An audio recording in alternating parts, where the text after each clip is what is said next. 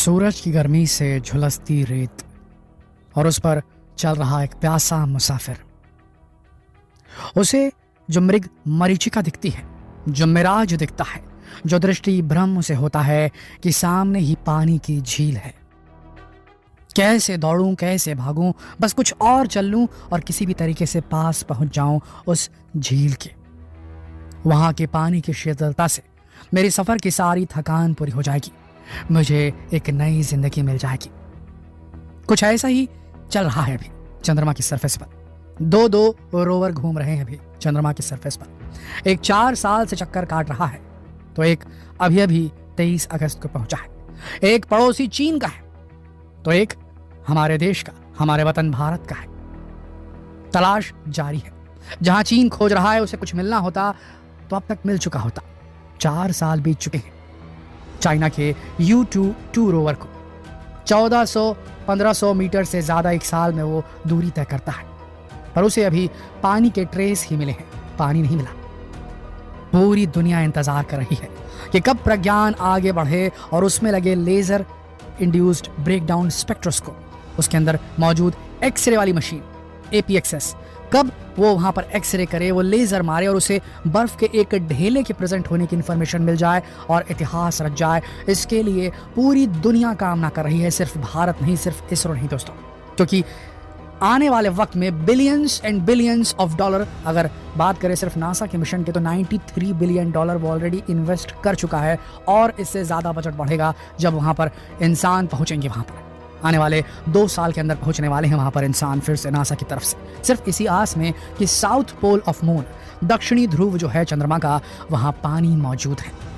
पर जिस झील की तलाश चंद्रयान 3 का प्रज्ञान रोवर कर रहा है और चंद्रयान 4 की प्लानिंग की जा रही है, उधर चाइना भी उतरने को बेताब है, जापान फिर से जाना चाहता है, इजराइल भी लाइन में लगा है और नासा तो खड़ा ही है। अपने 4 एस्ट्रोनॉट्स के नाम उसने घोषित कर दिए हैं, अपना अति एडवांस्ड स्पेस सूट भी उसने पब्लिकली दिखा दिया है। दोस्तों, जिस झील की हम बात कर रहे हैं वो चंद्रमा की सतह पर क्रेटर्स के अंदर मिलेगी या ना मिलेगी ये कहना बेहद मुश्किल है, क्योंकि अभी तक ऐसा कोई भी क्रेटर जो है जिसके अंदर बर्फ की मौजूदगी देखी गई हो, ऐसा नहीं दिखा है। सब चीजें ट्रेस मात्र है, सिर्फ होने की आशंका है, होने के सबूत मिले हैं इस टाइप का है, लेकिन कभी बर्फ H2O नहीं मिला है अभी तक। हाइड्रोक्सिल एटम्स मिले हैं। हाइड्रोक्सिल एटम्स का प्रेजेंट होने का मतलब ये होता है कि वहां पर पानी मौजूद है, और दूसरे प्रकार से पता चला है कि पानी मौजूद हो सकता है, लेकिन पानी मिला नहीं अभी तक किसी को। लेकिन दोस्तों, अभी 2 दिन पहले जो घोषणा इसरो ने की थी, इसरो ने बताया था कि चास्ट चंद्र सरफेस थर्मोफिजिकल एक्सपेरिमेंट नाम का जो एक पेलोड डाला गया था विक्रम लैंडर के अंदर, उसने एक 10 सेंटीमीटर लंबा थर्मोमीटर, मान लीजिए 1 सेंटीमीटर की दूरी पर वहाँ पर सेंसर्स लगे थे टेम्परेचर मापने वाले, और उस थर्मामीटर को जब 10 सेंटीमीटर ड्रिल करके अंदर डाला विक्रम लैंडर ने, तो जो वहाँ पर रीडिंग्स मिली वो बिल्कुल चौंकाने वाली थी। ऊपर का तापमान 50 से 55, बिल्कुल रेगिस्तान में जो तापमान होता है कुछ इस प्रकार का, और ठीक 8 सेंटीमीटर नीचे, 80 मिलीमीटर नीचे तापमान -10, यानी कि हिमालय की जो ठंडी होती है वैसा था। तो क्या हम ये नहीं कह सकते कि जिस झील की तलाश सतह पर की जा रही है वो सतह पर मौजूद हो ही ना? हो सकता है क्रेटर्स के अंदर जिन बर्फ की बात की जा रही हो उन्हें खोजने में बेहद वक्त लगे, और समझ लीजिए कि पूरी यात्रा करनी पड़े चंद्रमा की, एक ऐसा रोवर बनाना पड़े, ऐसा एक बोलना चाहिए फ्लाइंग मशीन बनानी पड़ेगी, या फिर रोवर बनाने पड़ेंगे जो लगातार पूरे तरीके से चंद्रमा के चप्पे चप्पे को गोल घूम घूम करके खोजे, या फिर अगर इंसान वहां भेजे जाएं तो वहां एक फ्लाइंग मशीन बनानी होगी जो कि उन्हें हवाई एक उड़ान दे चंद्रमा के चारों ओर चक्कर काटने के लिए, और सर्वे कर सके वहां पर पास से कि भाई जो है वहां पर कहां पर बर्फ मिल जाए, कौन से क्रेटर में बर्फ है। ऐसा करना पड़ेगा तभी जाके बर्फ मिल पाएगी। नहीं, अगर ऐसा हो पाया तो सबसे बेस्ट है, देखिए जो -10 डिग्री का तापमान दिखा रहा है उससे समझ में आता है कि जिस झील की तलाश हम सतह पर कर रहे हैं वो झील सतह पे हो ही ना, सतह के नीचे हो। हमारी धरती पर भी ऐसे कई एग्जाम्पल्स मिले हैं जहां नीचे में, ऊपर पूरी तरीके से रेगिस्तान है। कतर की बात करें, हम बात करें इजिप्ट की, हम बात करें तुर्की की, हम बात करें गद्दाफी का जो देश था लीबिया के नीचे में एक पूरा समंदर बह रहा था या समंदर मौजूद था, और उसे जब पता चला तब उसने वहां से पानी निकालना शुरू किया, लीबिया वाले देश ने। तो दोस्तों, अंडरग्राउंड सागर का प्रेजेंस धरती पर जिस तरीके से है, तो क्या वो चंद्रमा पर नहीं हो सकता?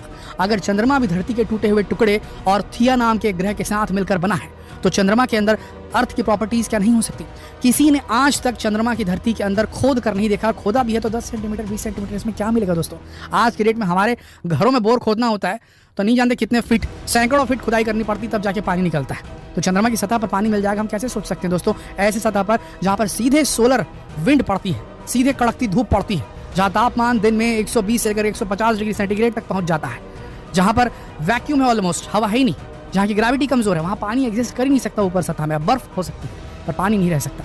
लेकिन अंदरूनी जगहों में जो चादर है ऊपर की, क्रस्ट की लेयर जो है उसके थोड़ा नीचे, उसी इलाके में हो सकता है कि 100 फीट नीचे, हम कुछ कह नहीं सकते, वहाँ पर एक अंडरग्राउंड एक्वाफर हो, आइस का, बर्फ जमी हो नीचे परतों में, और उसका इस्तेमाल किया जा सकता है वहाँ बेस बनाने में। देखिए नासा ने भी जो बात कही आर्टेमिस मिशन के दौरान, वो पहले 1 महीने के लिए भेजने वाले हैं। 1 महीना बहुत बड़ा वक्त होता है।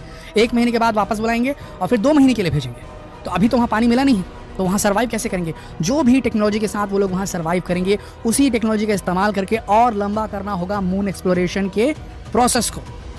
टाइम इंटरवल बढ़ाना होगा, ज़्यादा समय तक वहाँ इंसान प्रेजेंट रहे और इंसानी प्रिसिशन, ह्यूमन प्रिसिशन, सटीकता की मदद से, ह्यूमन सटीकता जो होती है ना, एकदम हाथ से उठा के चीज़ों को देखना, खोद करके देखना, आगे जाके खुद देखना, रोवर छोड़िए, इंसान पहुँचेंगे अलग बात होगी।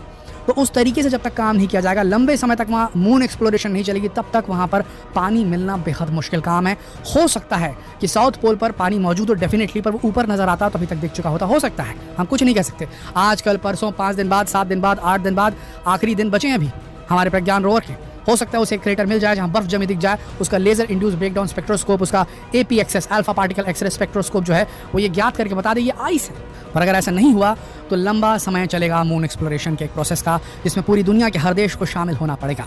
इसीलिए इस बात को, क्योंकि नासा ऑलरेडी जानता है इस बात को, पानी वहाँ मौजूद है, पर उसे हार्वेस्ट करना, उसे वहाँ से निकालना, एक्सट्रैक्ट करना मुश्किल काम है। उसकी टेक्नोलॉजी को समझना होगा, पानी कहाँ ज़्यादा मौजूद है इसे समझना होगा, इसके लिए समय लगेगा। और इस बार जो स्पेस रेस चल रही है वो एक गोल को ध्यान में रखकर चल रही है, किसी देश को ऊंचा नीचा दिखाने के लिए नहीं चल रही। अभी भी चाइना इसी मिशन में लगा हुआ। चाइना और रशिया की मानसिकता थोड़ी अलग ही लेवल की है, ये लोग अलग चलते हैं। और भारत और इसरो एकदम अपने जो क्रिटिकल थिंकिंग में एकदम क्लियर है, उनको मालूम है उनको क्या करना है, और नासा भी ऐसे ही कुछ कर रहा है। आने वाले वक्त में देखते हैं क्या होता है। पर जिस झील की तलाश सतह पर की जा रही, हो सकता है वो अंडरग्राउंड हो। जिस प्रकार ऊपर का तापमान दिन निकला हुआ है दोस्तों, वहाँ पर अभी दिन में कहा जाता था कि तापमान 150 डिग्री तक पहुंच जाता है, यहाँ 50 डिग्री बताया जा रहा है। साउथ पोल पे हो सकता है कम होगा तापमान, चंद्रमा पर आज तक कभी किसी ने नोट नहीं किया इतना कम तापमान चंद्रमा का, लेकिन नीचे -10 डिग्री है।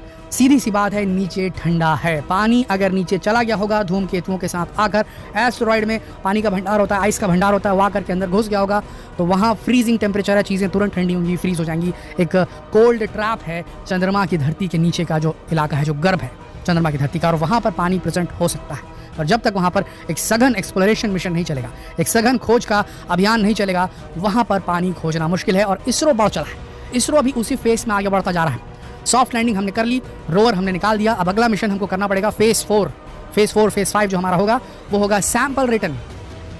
ऐसा यान बना के भेजें जो सैंपल निकाल के लाए, उसके बाद में फिर हम इंसानों को भेजेंगे, एक बार चक्कर काट के आएंगे, फिर इंसान वहाँ लैंड करेंगे, फिर उसके बाद उनको लंबे समय तक लैंड कराया जाएगा।